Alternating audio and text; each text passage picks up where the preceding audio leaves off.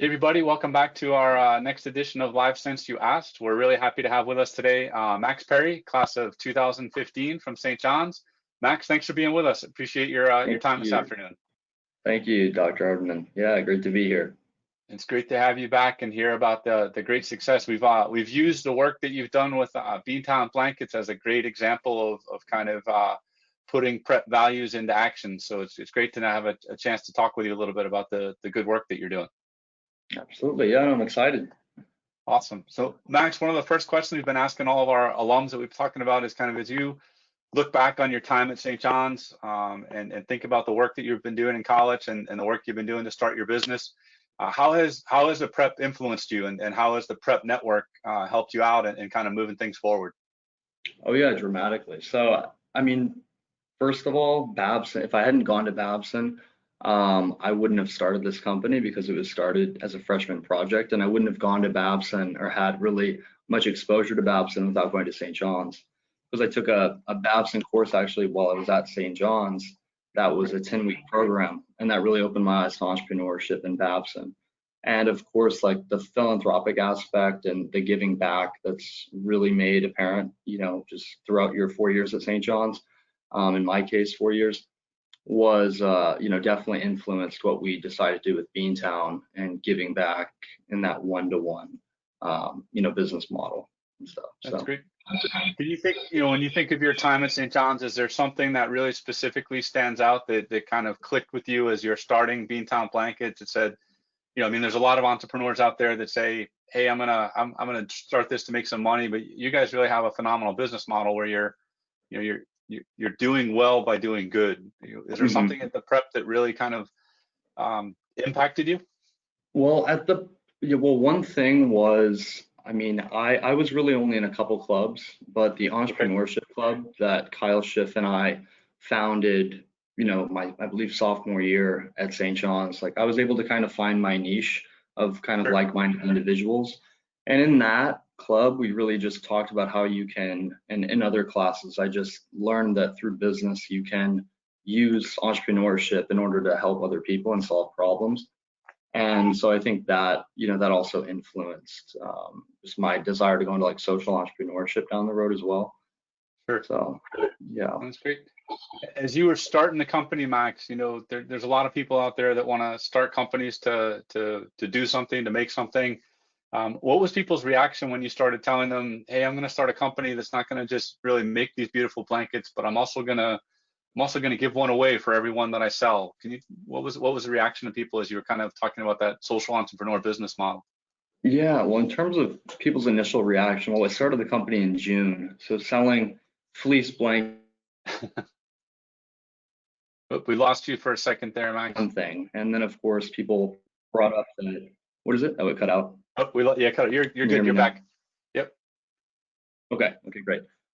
Yeah, so people's initial reaction, I mean, first off, I started it in around June, June, July, so selling fleece blankets in the middle of summer posed some challenges, but the biggest thing is people, they were concerned that we wouldn't be able to donate the same exact blanket for everyone that we sold. They just didn't think that that would have been able to sustain us and keep us in business, and we were able to make it work. And of course, they love the concept. And one of the things, the reason we wanted to give blankets was that they're one of the most requested items at homeless shelters. Mhm. And more specifically, we wanted to give them a blanket with a waterproof side because a lot of them are forced to spend the night outside if they're not inside a shelter by curfew hours. And so giving them something with a waterproof side for warmth and just protection from the rain was kind of the concept behind that. But yeah, there were some people that kind of doubted that feasibility of, being able to stay profitable and, grow and scale it.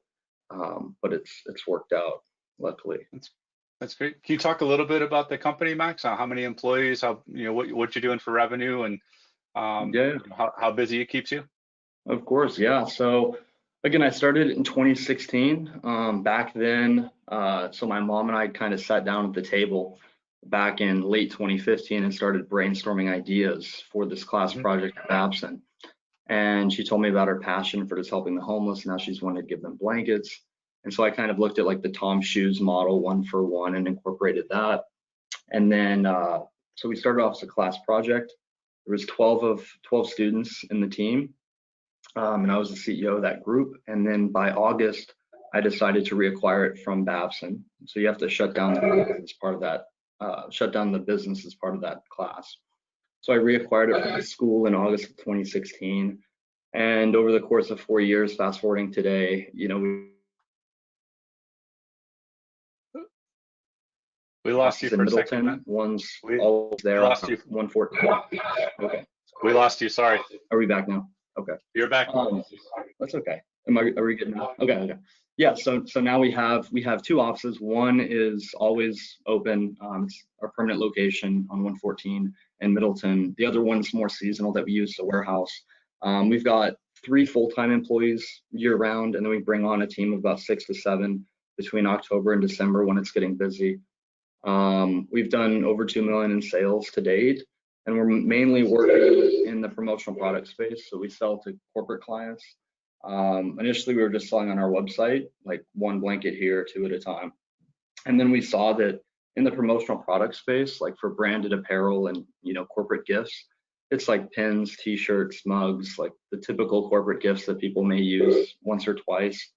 And with everybody, with all these companies really focusing on corporate, philanthropy and CSR, corporate social responsibility, we saw an opportunity to kind of provide them a product that was customizable, that also had a social aspect and was practical. People could actually use the blanket. So we really started moving in that direction in 2017, and that's what's allowed us to grow and to reach shelters and across the country. So how many blankets have you been able to give away to homeless shelters since you started? Yeah, so far we've donated over 50,000, but by June Awesome. we'll have another 50,000 donated, which will be great. So close to 100,000 by summer, hopefully. That's awesome. Congratulations. So Max, when I was in the world of growing up, I was going to be a teacher, but my mom was really directive. She was a teacher and said you can't really be a teacher and support a family. Still went down the teaching road. Some of our students are asking kind of as a young entrepreneur, can you make a living as a young entrepreneur, and what are the challenges and what are the benefits of kind of being the CEO of a company like Beantown Blankets and being creative in that space? Of course. Yeah, so for young entrepreneurs, I think that, well, one issue that comes up, I think, down the road after things are started is really that I had a problem with was delegation and giving up tasks and trusting tasks to other people. Because I think sometimes you can feel like, if you've built it, let's say yourself, and you've done the website and you've done the logo and all this stuff, you feel like you're the one who can do it best sometimes. And when in reality there's someone that could do, let's say, graphic design much better than I could do it. So it's good to be able to give up some responsibility and trust someone else with certain aspects of the business. So that's something I've had to learn from. But in terms of young entrepreneurs that want to start businesses, I really think that if you can do something that helps somebody in some way, it really puts you at an advantage as a young entrepreneur. Because it's all about the initial momentum that you get, and I think that press plays a big role in getting that initial momentum to kind of build a reputation for the brand of whether you're selling a product or a service. So I definitely encourage young entrepreneurs to do something in the world of philanthropy and giving back. But yeah, it's just getting started. I think anybody can. It's just kind of doing some research and finding what you want to spend your time doing, which is of course very important. People always talk about doing something you're passionate about, because you need to be passionate about it if you want to, sit down and send emails for 4 hours and get up and work on it. And so, yeah. Sure. If it's any consolation, Max, St. John's is a little bit older than a startup, but one of my biggest challenges is delegating as well. It's kind of Yeah. it's not an easy thing, but I think it is. It's hard, Yeah. and kind of I've been blessed to hire and work with a lot of people that are far smarter than me, and it's been great to kind of empower them to do some really good things, especially when you look at where we are today and kind of guiding through remote learning and moving us through what's happening. Absolutely. when, one of the things that we're trying to build at St. John's is building a really strong mentoring network between kind of our alumni base and current students. As you've started, Beantown blankets and kind of gone through the process, you mentioned kind of sitting down with your mom and starting things off. Are there other mentors, other people out there that have kind of helped coach you through the process and supported you as you've gone through the process of building Beantown blankets? Yeah, of course. I've met so many just great people along the way, and I just think back to the early years when we donated maybe 100 blankets at that time. But there were guys, Babson alumni. I know St. John's did an interview on me back in like 2017, even when I hadn't really accomplished that much, and at least in my head.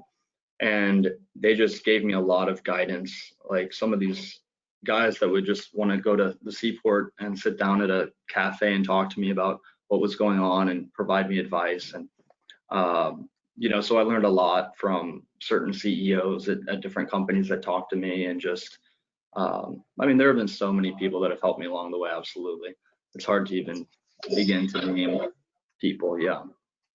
Sure. Yeah. Can you talk a little bit? I mean, it takes a lot of courage to reach out to these different people and ask for, people who are CEOs sometimes have this big, people are afraid to ask them for support. But what inspired you and what motivated you to kind of be able to reach out to this different network and ask them for your support, for their support? Yeah. Well, first, I think that I was comfortable doing it because I really believed in our product and how it could like benefit them. I knew that it was a good product that their employees would like, that served their philanthropic goals. So I felt good about what I was actually trying to sell them or talk to them about.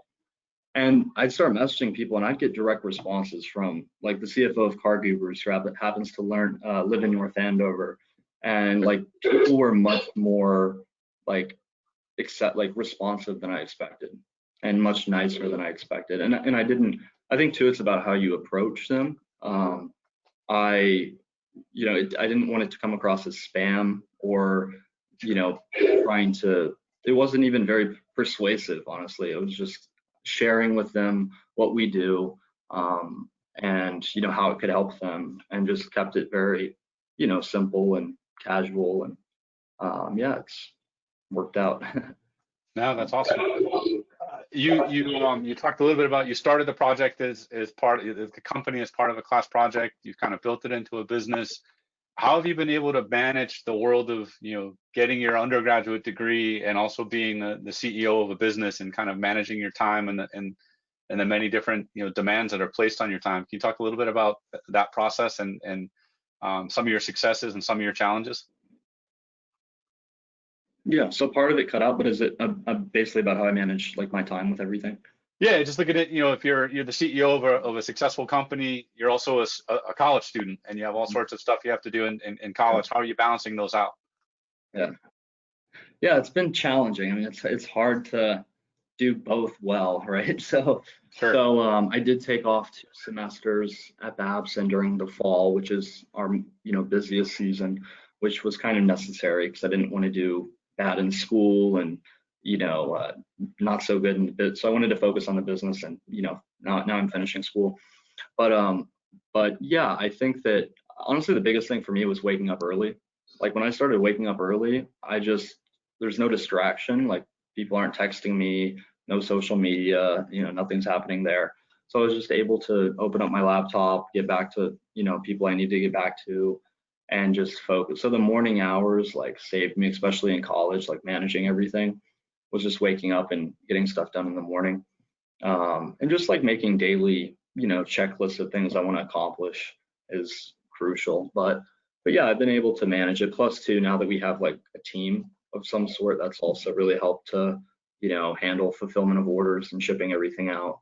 And we used to be doing that stuff in my basement, and that was a big challenge during Christmas time. Yeah. I'm sure you get a lot of patience with your family of supporting you through that Oh yeah. that process. Oh yeah. Yeah. Home becomes it's not only home, but it's also your warehouse, right? Yeah, right. Exactly. You should have seen the basement in 2017. It was crazy. It was crazy. Yeah.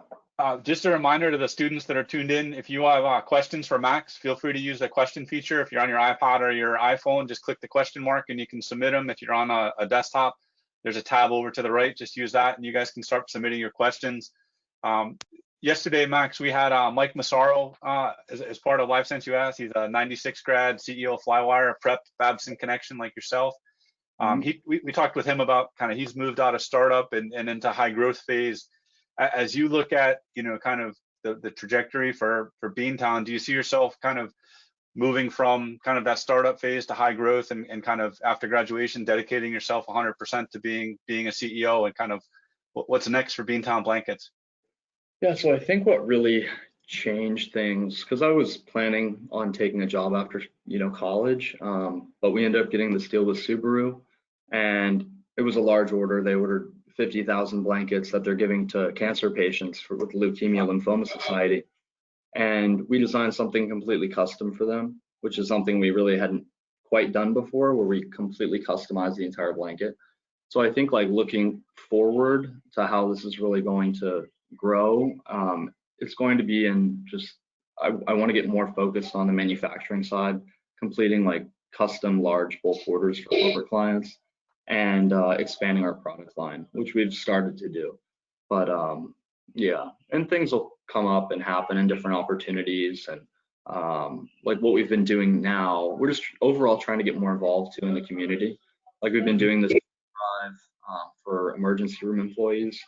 And so raised almost 5,000 on Facebook, and we've fed like probably 200 to 300 people now. So that's been good. So just trying to keep getting involved in the community and, getting more into manufacturing, I guess is what the goals are. That's great. Who are some of the bigger shelters that you're supporting with blankets, and how have you kind of built those connections? Yeah, so initially we just kind of reached out to local shelters, in Boston, Pine Street Inn, Rosie's Place, the Veteran Shelter. And then we've built a really strong partnership with Lazarus House in Lawrence. I'm sure St. John's has probably done something with Lazarus House in the past, but we have a strong relationship with them, and we've actually hired employees of theirs to oversee some of our volunteers, which was great. And yeah, so just making calls. We'll have companies, if they're in Detroit, they can select a shelter in Detroit to donate the blankets to, which has helped us donate, more nationally. And then we also have had Leighton O'Connor, who went on a Jeep tour for 200 days to 35 cities and brought blankets to every single city, which was great too. So that's awesome. Yeah, that's great. So a couple of our students are putting in some questions, Max, and one of them is asking, as you think about where you are today, and if you could do this all over again, what would you do differently? If you could go back in time and change a few different things, or how you did things, what would you do differently as you reflect on kind of where you are today? Of course, yeah. I think that I would just really try to just stay more focused and like not as, I feel like I've procrastinated.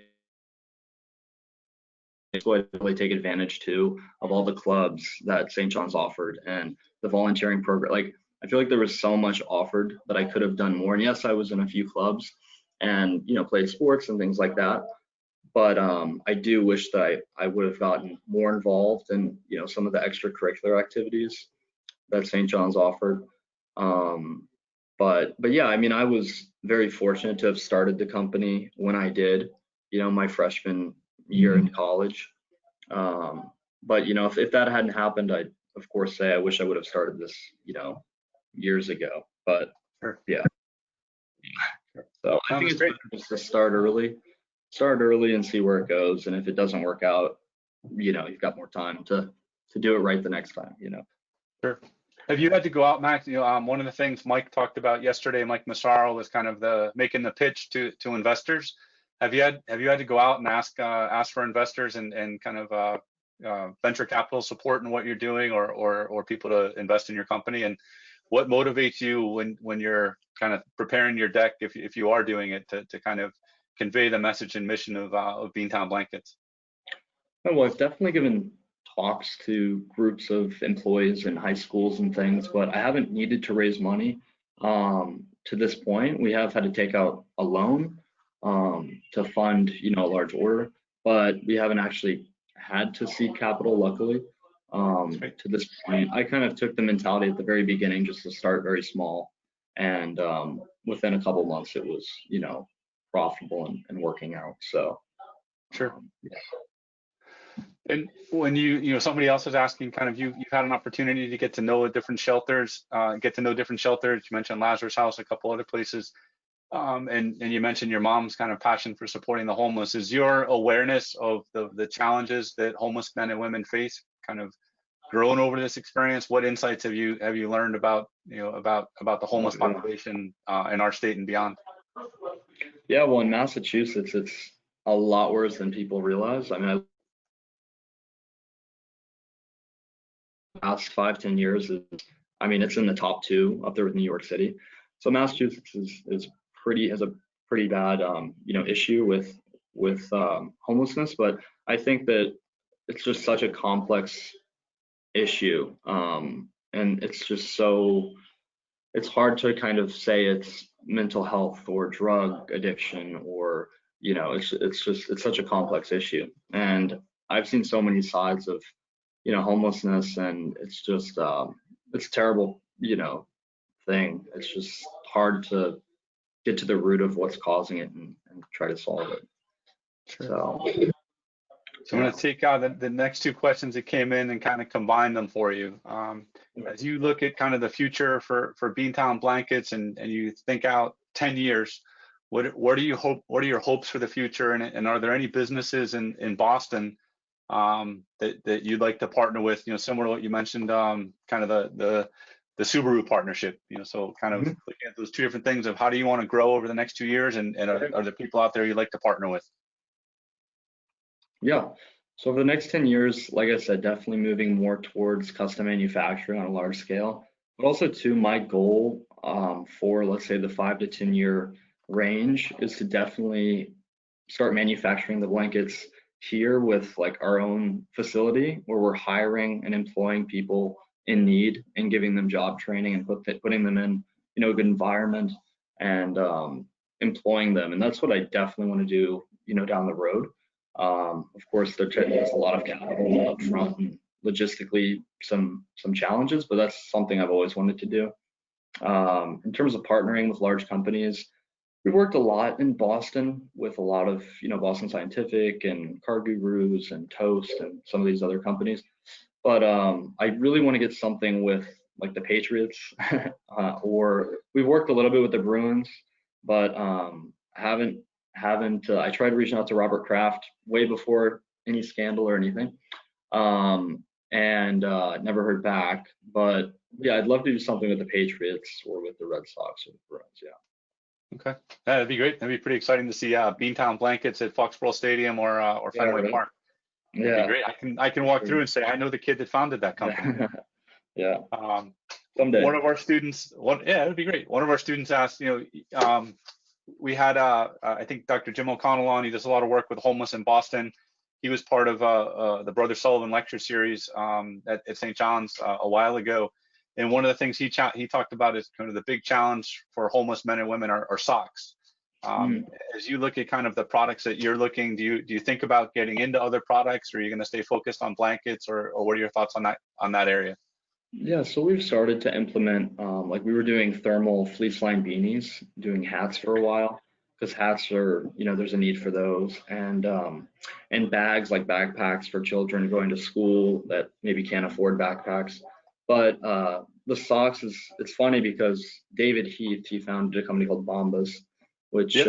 is a huge company now. He went to Babson, and I've talked to him. I talked to him a couple of years ago, but that company's taken off, and he's kind of really covered the one-for-one sock market. But I definitely think there's still a need for gloves and hats and backpacks and different products. And even if it's not a one-for-one, you could still donate, something else. Like when we sell a duffel, we may donate, a kid's backpack or a blanket or, so it's just we're figuring out how to incorporate new products and how the give back is going to, you know, uh, be kind of tied into that. So, yeah. So last question, Max, that I'll toss out to you, and then take it. You can take a break from the hot seat. But there's a bunch of prep students who are tuned in and listening to you, and you've kind of gone through the college world. You've got a little bit time left before your graduation from Babson, whenever that happens in person. Um, what advice would you give prep students today? What do you think is really important for them to grasp onto and kind of and learn or do or embrace as they kind of go through their experience at St. John's, whether they're middle schoolers or high schoolers? I think it's just really great to start experimenting in different things and finding what you like early on. The earlier on, the better. I mean, I remember when I was young, I wanted to make t-shirts and my mom bought me a t-shirt kit. And then I was making beef jerky and then I was making, collecting antiques and I was doing all these different things. And I kind of, found what I liked, which was entrepreneurship and trying to create, businesses. And I think the sooner you can just kind of find what you're passionate about, and the way you do that, if it doesn't just come naturally to you, is trying new things. And reading about investing, reading about real estate or whatever it is, just kind of start learning. Especially now is a great time to start reading and watching YouTube videos on things, and just starting to kind of gain some knowledge to find out what you want to pursue in the future and try new things out. Yeah. Great. And I'll just add a corollary to that for seniors. Obviously people like yourself who are missing on graduation, but for prep seniors who are missing a great deal and they're going to be starting college in the fall, any last minute words of wisdom to them as they jump into college? Anything else you think is important for them to know when they jump into school? I think just stay focused. Babson wasn't really much of a party school at all, so it was pretty easy to stay focused. But yeah, just get involved. Make sure you try to make friends. Stay on top of your classwork. I'm a little behind right now, so try to stay on top of that. And it is terrible to. I mean, I loved my senior graduation at St. John's. It was great. So I know that, yeah, it'll happen down the road. Okay, but we'll figure yeah. it all out. Well, Yeah. Max, thanks for your time. I really appreciate your willingness to talk with us, and thank you for looking at a great opportunity to kind of do well and create a business and do some good in the world. And it's really amazing. 100,000 blankets. That's awesome that you've given away. Thank you so much for having me. Yeah, thanks for You're having welcome. me. You're welcome. Good luck with your schoolwork. Go get caught up, and we'll look to see Beantown Blankets do some great things. Thanks, Thank Max. you. Sounds good. Thank you. Take Bye. care. Bye-bye.